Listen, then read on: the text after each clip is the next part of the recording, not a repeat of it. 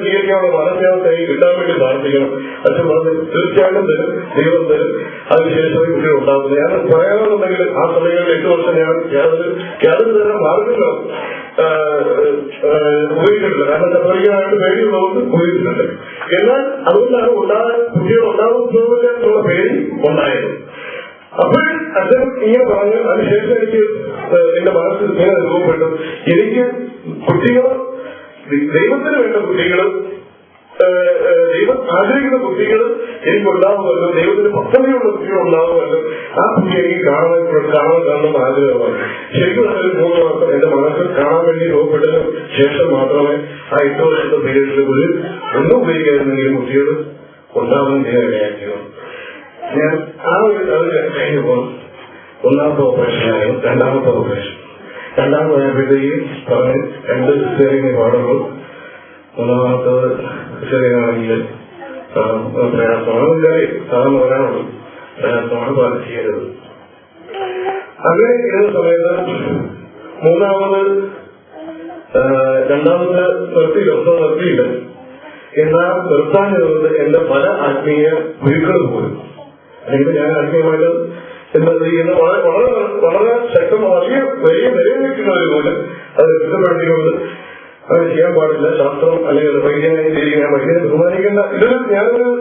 ഞാൻ നിങ്ങളുടെ മുമ്പിൽ എന്റെ ഒരു അനുഭവം പങ്കുവയ്ക്കുകയായിരുന്നു. ഞാനത് എന്താ പറയുക, നിയമത്തിലേക്കോ ഇതിലേക്കോ ഒന്നും കൊണ്ടെത്തിക്കുകയല്ല. അപ്പൊ ഞാൻ അങ്ങനെ ഇതിനും ഞാൻ അവസാനം വീണ്ടും ഈ പറഞ്ഞതനുസരിച്ച് ആത്മീയ ഗുരുക്കൾ പറഞ്ഞതനുസരിച്ച് ഞാൻ ട്രൈ നോക്കി. കുട്ടികളുടെ വേദിയുടെ സമയത്ത് 2ാമത് ഡോക്ടറെ കണ്ടപ്പോഴത്തേക്ക് പറഞ്ഞു സ്വന്തം നിർത്താനായിട്ട് 2ാമത് ക്രിസ്ത്യൻ ഹോസ്പിറ്റലായിട്ട് സമ്മതിക്കില്ല. അങ്ങനെ അതറിയാതെ ആ ആത്മീയ ഗുരുക്കൾ എന്നുള്ളത് ശരി എന്നാൽ അടുത്തേക്ക് പറഞ്ഞു. അങ്ങനെ നോക്കിയിട്ട് ഞാൻ അമേരിക്കയിൽ 3ാമത് അമേരിക്കയിലാണ് ജെയിംസിനെ പ്രസവിച്ചത്. അമേരിക്കയിൽ ചോദിച്ചപ്പോഴത്തേക്ക് ഡോക്ടർ പറഞ്ഞ 5 സിസേറിയൻ വരാമോ. 5 സിസേറിയൻ വരെ കുഴപ്പമില്ല, എനിക്ക് യാതൊരു ഇവിടെ പ്രശ്നമില്ല, ഇത് അത്ര അഡ്വാൻസ് ആണ്, 5 വരെ സിസേറിയൻ ചെയ്യാം. അപ്പോൾ അവിടെ വെച്ച് നോക്കിയില്ല. അങ്ങനെ വന്നപ്പോഴത്തേക്കും ശരിക്കും പറഞ്ഞാൽ എനിക്ക് 4ാമത്തെ ആയപ്പോഴത്തേക്കും 5 വിദ്യ വന്നിട്ടില്ല. 4ആകുമ്പോഴത്തേക്കും 2 അവർക്ക് തമ്മിൽ എന്താ പറയുന്നത്, വോട്ടിട്ടാലും ജയിക്കാൻ പറ്റാത്ത തരത്തിലായിരിക്കും ഒരു 5 വേണമെന്നൊരു ആഗ്രഹം. അങ്ങനെ നോക്കിയപ്പോഴത്തേക്ക് 4ാമത് ഇവിടെ വന്ന സമയം നോക്കിയപ്പോൾ അത് ഇടവേളമായി എന്റെ ആഗ്രഹം നടന്നു. എന്നാൽ ആശയ്ക്കൊരു പ്രസവം നടത്താനായിട്ട് ആഗ്രഹമില്ല. അപ്പോൾ ഞാൻ പറഞ്ഞു, ഇത്രയും നാളിലുള്ള പല വീട്ടിലെല്ലാം, എന്റെ വീട്ടിലല്ല, ആശയുടെ വീട്ടില്, വേറെ നാട്ടിൽ ഞാൻ പറഞ്ഞ ആശയ വീടുകൾക്കും അങ്ങനെ പലതരത്തിലുള്ള സ്ഥലങ്ങളിൽ അപകടങ്ങൾ മാത്രം ഉണ്ട്. എന്നാൽ ചുമ്മാ പറയാൻ അറിയാതെ അതുപോലെ സാഹചര്യങ്ങൾ ഒരുപാട് കടന്നുപോയി. അപ്പൊ നിർത്താനായിട്ട് എനിക്കാണെങ്കിൽ വേറെ പറയാം, ആത്മീയ വീടുകൾ പറഞ്ഞു, അല്ലെങ്കിൽ വേറെ പലതരത്തിലും മക്കൾ അങ്ങനെ ചെയ്തു. എന്നതായാലും ആശ ഒരു സമ്മതിക്കില്ല. ഞാൻ പറഞ്ഞു, ഇതിന്റെ എന്തെങ്കിലും തെറ്റ് പാവോ എന്തെങ്കിലും ഞാൻ ഏറ്റെടുക്കണം. സത്യം പറയാണെന്നുണ്ടെങ്കിൽ അതിന്റെ വ്യാഖ്യാനത്തിലാണ് ഞാൻ ആ പറഞ്ഞ വാക്കിൽ പറയണം. ഇവർ എന്ത് പ്രസവിച്ച് അന്നയും താഴെ കേരളത്തിൽ അവസാനത്ത് ആ പ്രസിഡന്റ് അമ്മ ഹോസ്പിറ്റലിൽ പ്രസവം കഴിഞ്ഞാൽ അപ്പോഴും മോഡലാണ് കഴിച്ചു തരണം. അപ്പോഴും ആ സെക്കൻഡ് ഒരു മണിക്കൂറിന് ശേഷമാണ് എന്റെ കഴുത്ത് വേറെ ചെയ്യുന്നത്. അച്ഛനെ വെളിപ്പെടുത്തലിലേക്ക് പോയത്. അച്ഛൻ ചോദിച്ച് നിനക്ക് കുട്ടികളെ വേണ്ടെങ്കിൽ ദൈവം തന്ന ഗർഭപാത്രം വ്യക്തി മുറിച്ച് കളയണം, അല്ലെങ്കിൽ വേണ്ടെന്ന് വയ്ക്കാൻ നിനക്ക് എന്തറിയാമോ? നിന്റെ കൈക്ക് വിരലിനൊക്കെ ആവശ്യങ്ങൾ മുറിച്ച് കളയുകയും ചെയ്യും. പക്ഷെ നിനക്ക് തട്ട് കയറി ഒട്ടിക്കാൻ വന്നത് കേവലമായ എത്രയോ ലോകപ്രസിദ്ധനായ വൈദ്യം ശരീരത്തിൽ തട്ടി കയറി എന്നുള്ള അച്ഛനത്തിനെ ഞാൻ പ്രയാസിച്ചു. ക്ഷമിക്കണം. ഇത് ഹൃദയാവിന്റെ അസുഖത്തിന്റെ കാരണം. നീ ഇത് പശ്ചാത്തലം തിരിച്ചു പറയാം, ദൈവം നമ്മളോട് ക്ഷമിക്കും. പക്ഷേ ഇപ്പൊ നമുക്കറിയാം ഓപ്പറേഷനാണ് പറയുന്നത്. പക്ഷെ സ്കാനിങ്ങിന് 5 ഡിസ്കാണ് ഓഡിയോയുടെ മാറിയിരിക്കുന്നത്.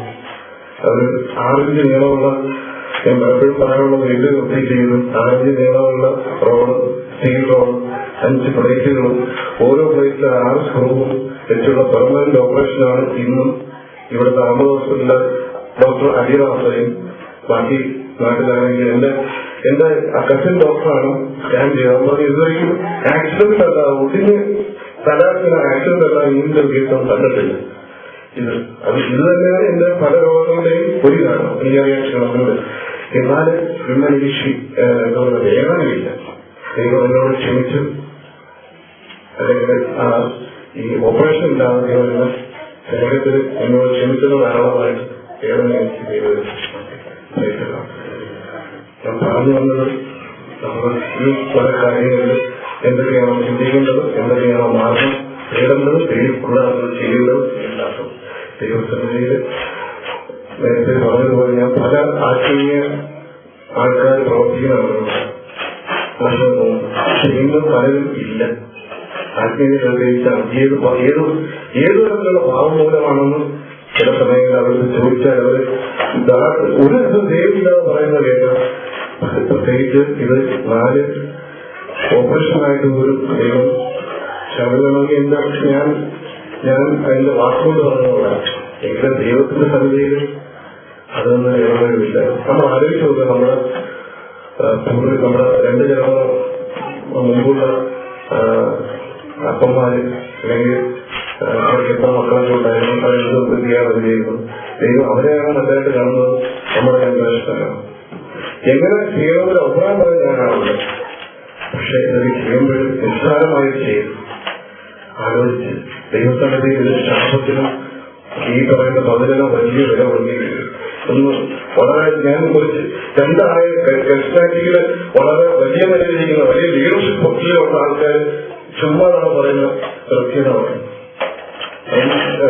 വോട്ടിലൊന്നും അല്ലാതല്ല, സോറി കൃത്യമൊന്നും അല്ലാതെ സുഖപ്രസവങ്ങളൊക്കെ നടത്തിയിട്ട് ഒരു ദാക്ഷിണ്യമല്ലാതെ സംസാരിക്കുന്നു. അവരുടെയൊക്കെ ആത്മീയത കുറവിൽ ഞാൻ പറയുന്നില്ല. നമ്മൾ ആലോചിച്ചുകൊണ്ട് നമ്മൾ ചെയ്യേണ്ടത് എങ്ങനെയാണ്. ഒരുപാട് നാൾ ദൈവം എന്നെ പ്രചോദിപ്പിച്ചെന്ന് പറയാം. പക്ഷെ എനിക്ക് പൂർണ്ണത ഇല്ലാതെന്ന് പറഞ്ഞില്ല. എനിക്കറിയില്ല, ഇപ്പോഴെങ്കിലും അറിയില്ല എങ്ങനെ നിങ്ങളുടെ തീരുമാനം. നിങ്ങളുടെ കുടുംബത്തിലുള്ളവർ നിങ്ങൾക്ക് അറിയാവുന്നതുണ്ടാവും. ആരും നിങ്ങൾ താഴ്ന്ന ഇതുവരെയും നിങ്ങൾ പങ്കുവച്ചു. പക്ഷെ നമ്മൾ പങ്കുവയ്ക്കാതെ എനിക്ക് പറ്റാത്തതുകൊണ്ട് ഞാൻ പങ്കുവച്ചു.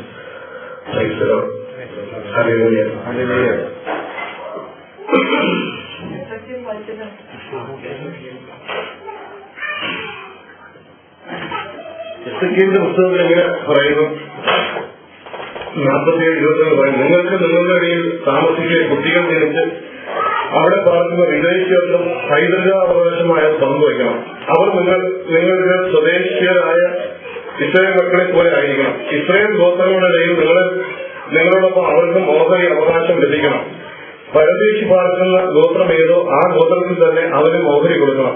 ദൈവമായ കർത്താവ് അരുളി ചെയ്യുന്നു. ഞാൻ പറയാം, ഇത് ഓരോ മനുഷ്യരപ്പ പരദേശി ഇസ്രായേലിന്റെ പരദേശിക്ക് അവന് ഇസ്രായേലിനെ പോലെ തന്നെ അവിടെ ജനിച്ചത് കൊണ്ട് എന്നതുകൊണ്ട് അവന് അവകാശം കൊടുക്കണം. അതുപോലെ ഈ നിയമമനുസരിച്ചാണ് അമേരിക്കയിൽ അവിടെ ജനിച്ചാല് അവിടെ ആരെങ്കിലും വന്ന് ജനിച്ചു കഴിഞ്ഞാൽ അവന് അവകാശം കൊടുക്കുന്നത്. ഇത് ദൈവത്തിന്റെ ഒരു നിയമമാണ്. കാരണം ഇത് എവിടെ ജനിക്കണം, എങ്ങനെ ജനിക്കണം, ഇത് ദൈവമാണ് തീരുമാനിക്കുന്നത്, മനുഷ്യരല്ല തീരുമാനിക്കുന്നത്. പൗരസ്ത്യ പറഞ്ഞ ഞാൻ നിയമാനുസൃതം യഹൂദനാണ്, പക്ഷെ ഞാൻ റോമ പൗരനാണ്. പക്ഷെ നമുക്ക് ഇങ്ങനെ റോമ